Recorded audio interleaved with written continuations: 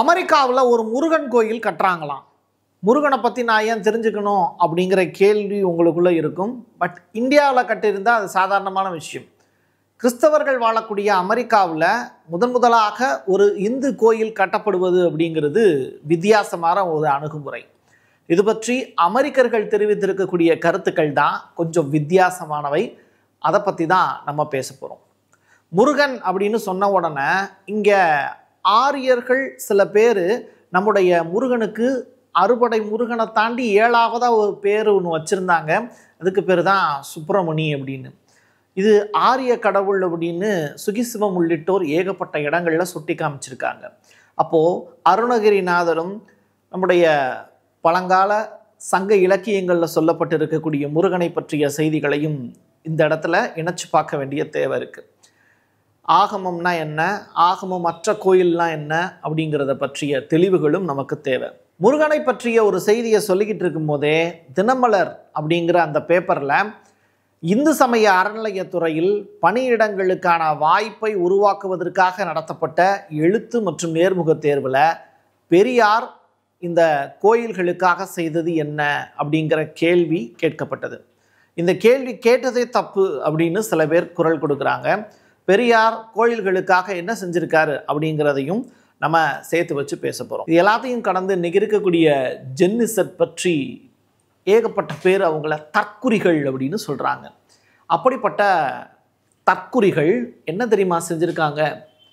பப்புக்கு போய் நிறையா பேர் கொண்டாடிக்கிட்டு இருக்கக்கூடிய இந்த காலகட்டத்தில் நைட் டயத்தில் இந்த ஜென்னிசட் அப்படிங்கிற குரூப் பஜன் கிளப் அப்படிங்கிற பேரில் இரவு நேரத்தில் சாமி வழிபாடு செஞ்சுக்கிட்டு இருக்காங்க. கூட்டமாக இவங்க செஞ்சுக்கிட்டு இருக்கக்கூடிய அந்த செயல்பாடு தொடர்பான வீடியோக்களையும் எதற்காக இப்படி பண்ணிக்கிட்டு இருக்காங்க, இந்தியாவில் புதுசாக ஒரு கல்ச்சர் உருவாயிட்டு இருக்கே அப்படிங்கிற அந்த டீட்டெயிலை பற்றியும் தான் நம்ம பார்க்க போகிறோம். வாங்க பார்க்கலாம் உறவுகளே. இது பிரசாத் சிக்னேச்சர்.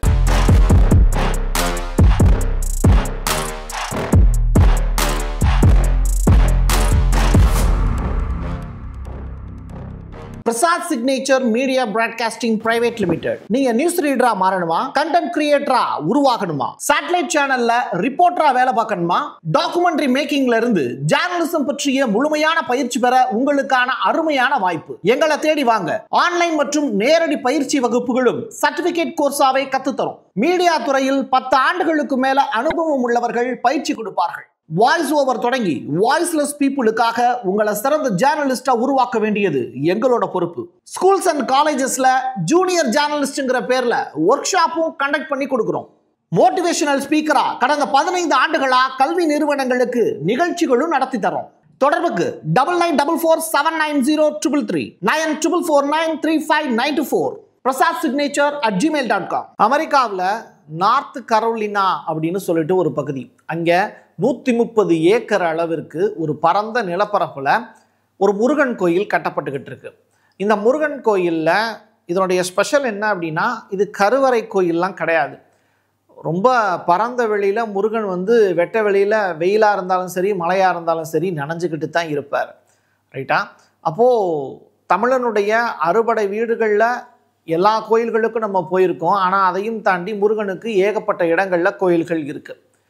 அதில் தமிழ் கடவுளை அமெரிக்காவில் போய் வழிபடணும்னு நினைக்கக்கூடிய அமெரிக்கர்கள், உலகின் பல்வேறு நாடுகளில் இருக்கக்கூடிய மக்களும் முருகனை பற்றி தெரிஞ்சுக்கிறதுக்காக அமைக்கப்பட்டுக்கிட்டு இருக்கு அந்த கோயில். 2018 கட்ட ஆரம்பித்தாங்க, இன்னும் முடிவடையலை. அமெரிக்கர்கள் என்ன சொல்கிறாங்கன்னா, 72% பேர் அமெரிக்காவை தாண்டி வெளிநாட்டில் இருக்கிறவங்களுக்கு தான் அந்த H1B விசாலாம் கொடுத்துட்டு இருக்காங்க. இந்த அமெரிக்காவில் நம்முடைய நாட்டவர்களை தாண்டி வெளிநாட்டவர்கள் தான் அதிக அளவில் சுகபோகமாக வாழ்கிறாங்க. அதில் இந்தியர்கள் தான் அதிகமான அளவில் லாபம் அடைகிறாங்க. இப்போது அமெரிக்காவில் இருக்கக்கூடிய மதம் கிறிஸ்தவ மதம். ஆனால் அதை தாண்டி புதிதாக ஒரு கோயில் ஒன்று அமெரிக்காவில் கட்டப்பட்டுக்கிட்டு இருக்கு அப்படிங்கிறதே ரொம்ப ஷாக்கான விஷயம்தான் எங்களுக்கு. இது அமெரிக்காவிலேயே வேறொரு மதம் தலை தோங்குவதற்கான ஒரு பெரிய வாய்ப்பை ஏற்படுத்திடும். இது உண்மையிலேயே ரொம்ப பெரிய அளவிலான ஆபத்து அப்படின்னு இந்த முருகன் கோயில் பற்றி அமெரிக்கர்கள் சொல்லி இருக்கக்கூடிய விஷயங்கள் தான் ஹாட்டான டாப்பிக்காக மாறி இருக்கு. அதே நேரத்தில் இங்கே சூரசம்ஹாரம்லாம் நடந்துக்கிட்டு இருக்குல்ல, அது தொடர்பான விஷயங்களை மக்கள் பேசிக்கிட்டு இருக்காங்க. ஜெயந்திநாதர் அப்படின்னு சொல்கிறாங்க. யாரா அந்த ஜெயந்திநாதர் அப்படின்னு கேட்டால், ஆமாம் அவர் பேர் தான் முருகன் அப்படிங்கிறாங்க. இன்னொரு பேர் வந்து சுப்பிரமணியன் அப்படின்னு சொல்கிறாங்க. இந்த சுப்பிரமணியன் யாருன்னு கேட்டால் முருகனுக்கு இன்னொரு பேர் அப்படிங்கிறாங்க. இந்த சுப்பிரமணியனா முருகனா அப்படிங்கிற அந்த வார்த்தைகளுக்கு இடையில் ஏகப்பட்ட ட்விஸ்ட் ஒன்று இருக்குது. நீங்கள் மயிலாப்பூர் கபாலீஸ்வரி கோயிலுக்கு போனீங்க அப்படின்னா அங்கே வெளியில் கற்பகாம்பாள் அப்படிங்கிற அந்த பேரை வந்து ஒட்டியிருப்பாங்க. இன்னும் கொஞ்சம் நாள் கழித்து போனீங்க அப்படின்னா கபாலீஸ்வரர் அப்படிங்கிற பேரையே வந்து கற்பகத்தார் அப்படின்னு மாற்றிடுவாங்க போல். நம்முடைய தாத்தாவுக்கும் பாட்டிக்கும் பேரை மாற்றுறதுக்கு இந்த ஆரிய வந்தேரிகளுக்கு யார் உரிமை கொடுத்தது அப்படின்னு தெரியல. ஆனால் இதை போய் வந்து கபாலீஸ்வரிகிட்டையோ கபாலீஸ்வரர்கிட்டையோ கேட்டால், டே முட்டா பயலுகளா, நாங்கள் பாட்டுக்கு உட்காந்து எங்களுக்கு சாமிக்கு செய்ய வேண்டிய சாமி என்ன வேலை செய்யணுமோ அதை செஞ்சுக்கிட்டு இருக்கோம், இதெல்லாம் தட்டி கேட்க வேண்டியது நீங்கள் தான்டா, எங்களுடைய பேரை மாற்றுறாங்கன்னா நீங்கள் தான்டா கேட்கணும் அப்படின்னு நம்மளை பார்த்து கேட்பாங்க. ஆனால் நம்ம பையன் தான் முட்டா பயலாச்சே, அவன் போய் கேட்க மாட்டான். இவனுக்கு தான் தமிழில் அர்ச்சனை பண்ணுறா அப்படின்னு சொல்லி போனால் எப்படி சாமியை கும்பிடணும் அப்படிங்கிறதே இவனுக்கு தெரியாதுல்ல. அது வேறு விஷயம். இப்போ என்ன பிரச்சனைனா, இந்த சூரசம்ஹாரத்துக்கு கோயிலுக்கு போகக்கூடிய திருச்செந்தூரை சேர்ந்த மக்கள் எல்லாமே சைவத்துக்கு மாறிட்டாங்க. ஒரு பீரியடில் திருச்செந்தூருக்கு போகக்கூடிய எல்லா மக்களுமே அசைவ கறி தான் சாப்பிடுவாங்க, அதாவது மாமிச படையல் தான் சாப்பிடுவாங்க அப்படின்னு ஒரு வரலாற்று குறிப்பு இருக்குது. அது எதுனா, அருணகிரிநாதருடைய வேல் வகுப்பு அப்படின்னு சொல்லிட்டு ஒரு பகுதி அவர் எழுதியிருக்கக்கூடிய புத்தகம். அதில் வேலில் மாலையாக தொங்குவது யார், முருகனுடைய வேலில் மாலையாக தொங்குவது எதிரியின் குடல் அப்படிங்கிற வார்த்தையை பதிவு செஞ்சுருக்கார். முருகனுடைய வேலு எதோடு தொடர்புடையது, மாமிசத்தோடு தொடர்புடையது அப்படிங்கிறத தான் இதில் அவர் ரொம்ப குறிப்பாக சொல்லியிருக்கக்கூடிய விஷயம். அப்போ இந்த இடத்துல சைவம் அசைவம்ங்கிற வார்த்தையே உடையுது. உயிர்கள் வந்து பயிரினங்களும் இருக்குது, உயிரினங்களும் இருக்குது. ஒரு செடிக்கு வலிக்குமா அப்படின்னு கேட்டால், செடிக்கு உயிர் இருக்கிறதுனால தான் வளருது அப்படின்னு இன்றைக்கி இருக்கக்கூடிய சயின்ஸ் கண்டுபிடிச்சிருக்காங்க. நம்ம பேசுகிறது செடிக்கு கேட்கும், திட்டிக்கிட்டே இருந்தோம் அப்படின்னா சில செடி வளராது, நல்லா சூப்பராக நீ இருக்க அப்படின்னு சொன்னால் அந்த செடி வந்து அழகாக வளரும் அப்படிங்கிறதையும் கண்டுபிடிச்சிருக்காங்க. அப்போது இங்கே நம்ம கண்ணுக்கு தெரிகிறது அப்படிங்கிறது நிறத்தின் அடிப்படையில் சிகப்பு கலரில் இருந்தால் அதுக்கு பேர் ரத்தங்கிறோம். ஆனால் இங்கே நிறையா பேருக்கு புரிகிறதில்ல, கரப்பாம்பூச்சியினுடைய ரத்தம்ங்கிறது வெள்ளை கலரில் இருக்கும் அப்படின்னு. அப்போ கரப்பாம்பூச்சியை சாப்பிட்லாமா அப்படிங்கிற கேள்வியெல்லாம் நீங்கள் கேட்கக்கூடாது, ரைட்டா? ஸோ பாலுங்கிறதே இங்கே ரத்தத்தினுடைய ஒரு பகுதி தான் அப்படின்னு இன்றைக்கி இருக்கக்கூடிய தமிழன் என்னைக்கு புரிஞ்சுக்கிறானோ அன்னைக்கு இந்த சைவம் அசைவம்ங்கிற வார்த்தை ஓடி போயிடும். அதே நேரத்தில் முருகனை முருகன்னு சொல்லணும், அவனுக்கு வேற ஒரு பேரை சொல்லி கூப்பிட்டோம் அப்படின்னா அவனுக்கு கேட்காது. உங்களுடைய பேர் வந்து கிறிஸ்டோபர் இல்லை உங்களுடைய பேர் முகமதுன்னு இருக்குன்னா உங்களை வேற ஒரு பேரை சொல்லி நான் கூப்பிட்டேன்னு வச்சுக்கோங்களேன், உங்களுக்கு கோபம் வருமா வராதா? என்னைய தான் நீங்கள் கூப்பிட்றீங்க, ஆனால் என் பேரை தாண்டி வேற ஒரு பேரை வச்சு நீங்கள் கூப்பிட்றீங்கன்னா உங்களுக்கு கோபம் வரும். அப்புறம் எப்படி சாமி நமக்கு கேட்குறதெல்லாம் கொடுப்பாங்க அப்படிங்கிற கான்செப்ட்லையும் பேச வேண்டிய தேவை. கிபி 2வது நூற்றாண்டிலேயே பிடி சீனிவாச ஐயங்கார் அவர்கள் 1906ஆம் ஆண்டு மெட்ராஸ் யூனிவர்சிட்டியில் இருந்தப்போ, அவர் பேராசிரியராக இருந்தப்போ அவர் சொல்லியிருக்கக்கூடிய விஷயத்த அங்கே இருக்கக்கூடிய சில பார்ப்பன கூட்டத்துக்கு நம்ம சொல்ல வேண்டிய தேவை இருக்குது. தமிழனின் போர்க்கடவுளான முருகனோடு ஆரியனின் சுப்பிரமணிய கடவுளோடு நம்ம இணைச்சோம், அதனால நம் முன்னோர்கள் இதை உருவாக்குனாங்க அப்படின்னு ரொம்ப தெளிவாக சொல்கிறாரு. அப்படி உருவாக்கப்பட்ட ஒரு முதல் கோயில் தான் திருச்செந்தூர். அப்படி ஊர் உலகத்தில் எல்லா கோயில்லையும் மாற்றிட்டாங்க. திருப்பதியில் இருக்கிறவரே முருகன் தான் அப்படிங்கிறதையும் இங்கே நம்ம சுட்டி காட்ட வேண்டிய தேவை இருக்குது. ஏன்னா திருப்பதியில் இருக்கக்கூடியவர் வந்து வெங்கடாச்சலபதி கிடையாது. நீங்கள் வரலாறுகளை புரட்டி பார்த்தீங்கன்னா அதற்கான சான்றுகளும் உங்களுக்கு கிடைக்கும். ஏன்னா திடுதுப்புன்னு முருகனுக்கு துதிபாட ஆரம்பிச்சிட்ட அப்படின்னு கேட்டால் தினமலரில் வந்த செய்தி அந்த மாதிரி தரமான செய்தி.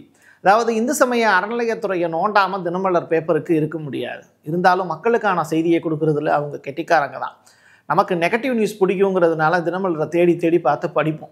அந்த வகையில் தினமலரில் வந்திருக்கக்கூடிய செய்தி, இந்து சமய அறநிலையத்துறையில் ஒரு போஸ்டிங்க்கு ஆள் எடுக்கிறாங்க, நேர்முக தேர்வு. அதில் கேட்கப்பட்ட கேள்வி என்னென்னா, பெரியார் கோயிலுக்கு என்ன செய்தார் என தெரியுமா அப்படிங்கிற கேள்வியை கேட்டாங்க. இந்த கேள்விக்கான பதில் வந்து ஒவ்வொருத்தவங்க ஒவ்வொரு விஷயம் கொடுத்துருப்பாங்க, ரைட்டா? ஆனால் இப்படி கேட்டது தப்பு அப்படின்னு சொல்கிறதுக்கு தினமலருக்கு யார் ரைட்ஸ் கொடுத்தது?